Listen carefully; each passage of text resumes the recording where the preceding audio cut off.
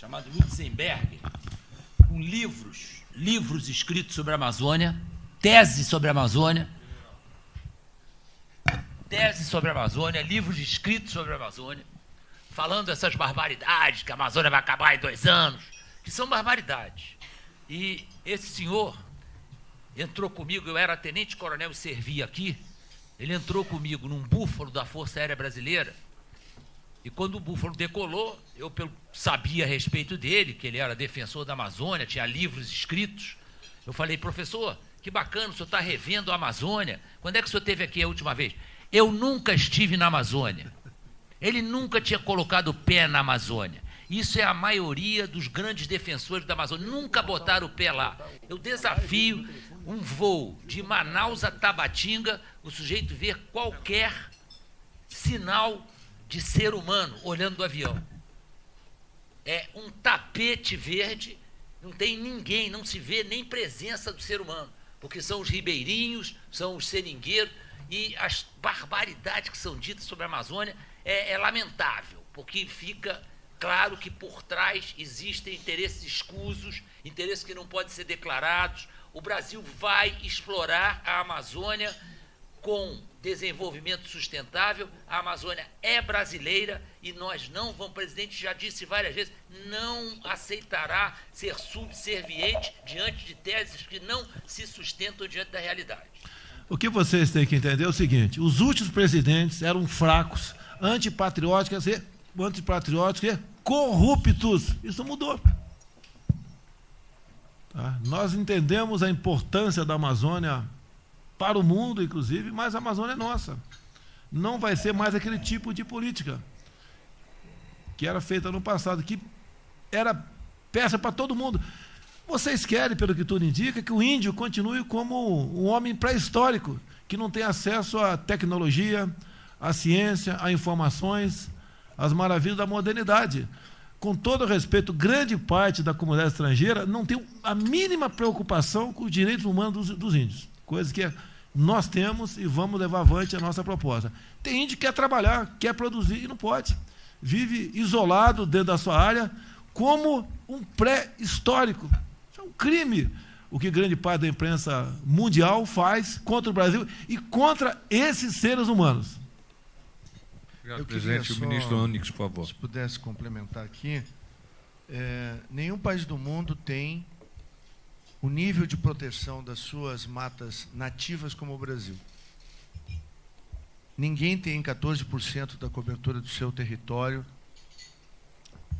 protegido por matas nativas, como é o caso do Brasil. 14% é só reserva indígena. Não, de matas, né, naturais. Seria muito curioso nós assistirmos no Bundestag ou em qualquer parlamento europeu a aprovação de uma restrição de uso em uma propriedade rural alemã, francesa ou holandesa ou americana, onde o Estado reservaria de 20%, 40% ou 80% da área para a preservação sem nenhum grau de restituição ao proprietário. Essa lei existe no nosso país. E é cumprida. E é cumprida. Quando a gente viaja, por exemplo, a Holanda, sede do Greenpeace, e eu estive em Amsterdã e nas cercanias, se dá pouco mais de 4 palmos da beira da água e sai plantando. No Brasil isso é proibido. Então, o que nós enfrentamos no Brasil tem muito pouco a ver com o meio ambiente, tem muito mais a ver com a rica biodiversidade que a Amazônia tem. Nós não somos ingênuos. Eu recebi uma carta, quando trabalhávamos a campanha do presidente Bolsonaro, de uma pesquisadora da Universidade Federal de um estado do norte. Ela era uma carioca que tinha passado num concurso. E ela diz: por que eu, pesquisadora brasileira, não consigo entrar nas reservas indígenas?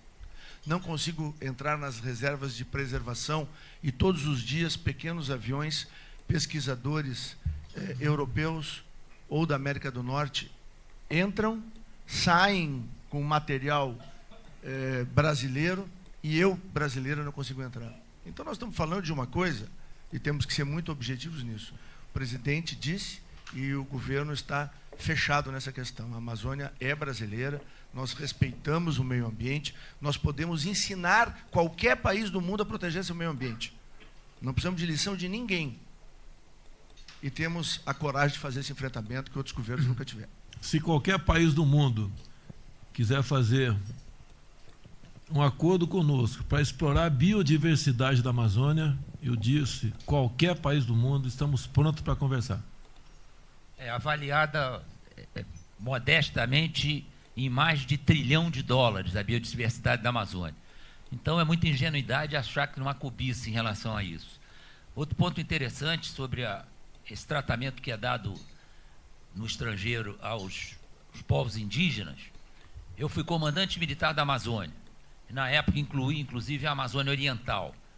5 milhões de quilômetros quadrados de terra. Eu visitei mais de 200 comunidades indígenas. Jamais cheguei numa comunidade indígena que o seu Tuxaua, cacique, Murubixaba, não me pedisse energia elétrica.